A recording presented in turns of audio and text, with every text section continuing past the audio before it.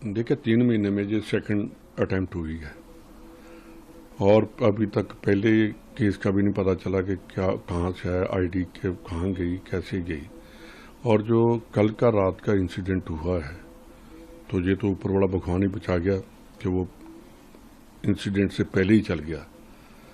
अगर वो आईडी वहाँ लगा दी जाती तो ये सबसे जो बिजी रूट है वो यही है अमृतसर को, तो पता नहीं कितनी जानें चली जाती। तो मैं एक बात ये कहता हूँ कि गवर्नमेंट ऑफ इंडिया, उनको भी पता है कि पंजाब का चीफ मिनिस्टर नॉन सीरियस है। पंजाब के चीफ मिनिस्टर को कोई लेन देन नहीं है कि क्या पंजाब में हो रहा है क्या नहीं हो रहा है।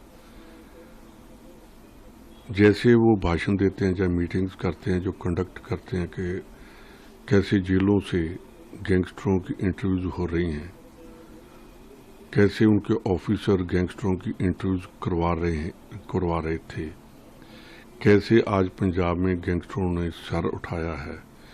ये अकेले पंजाब की बात नहीं है, ये पंजाब की सिक्योरिटी की बात नहीं है, ये नेशनल सिक्योरिटी को थ्रेट है। और पाकिस्तान के साथ हमारा बॉर्डर है, पाकिस्तान हर कोशिश करेगा पंजाब को डिस्टेबलाइज करने की। पंजाब होगा तो देश भी हिलेगा।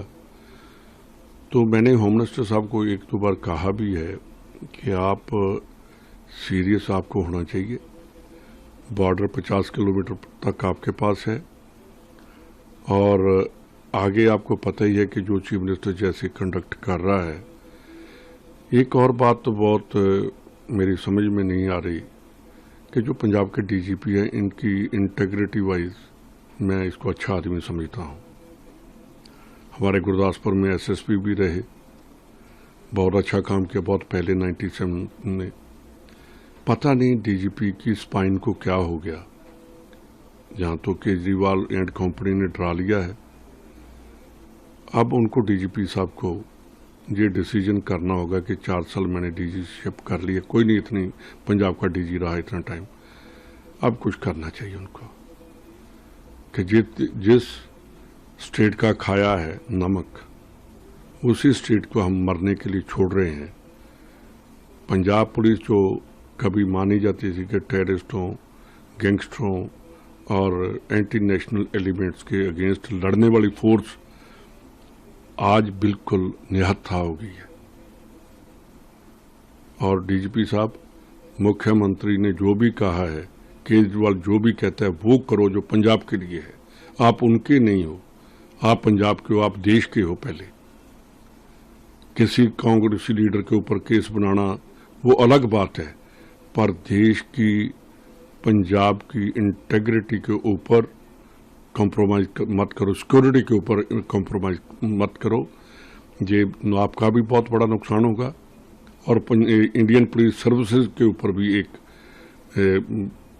क्वेश्चन मार्क हो जाएगा कि स्टेट नेशनल जो पुलिस है, आईपीएस जो हैं, वो भी किसी पार्टी के नीचे इतने लग जाते हैं। तो कुल मिलाकर मैं आपको ये बताना चाहता हूँ कि जो रात का इंसिडेंट हुआ है ये नेशनल सिक्योरिटी की बात है। इसमें एनआईए को तो बिल्कुल पहले ही आ जाना चाहिए था। जो पिछला हुआ है वो भी, जो पीछे बम ब्लास्ट हुए हैं पुलिस स्टेशनों पर उनका भी, और जो डकैती हुई थी, रॉबरी हुई थी गुरदासपुर, उसका सभी का लिंक देखना चाहिए कि कहां से चल रहा है। और गवर्नमेंट ऑफ इंडिया को ये भी चाहिए कि आपकी जेलों में, जो इनकी जेल्स हैं, बीजेपी रूल्ड जेल्स हैं, उनमें गैंगस्टर बैठे हुए हैं, उनके 24/7 में आपको नंबर देता हूं, अभी आप नंबर करना, एक नामी गैंगस्टर आपका सीधा टेलीफोन उठाएगा।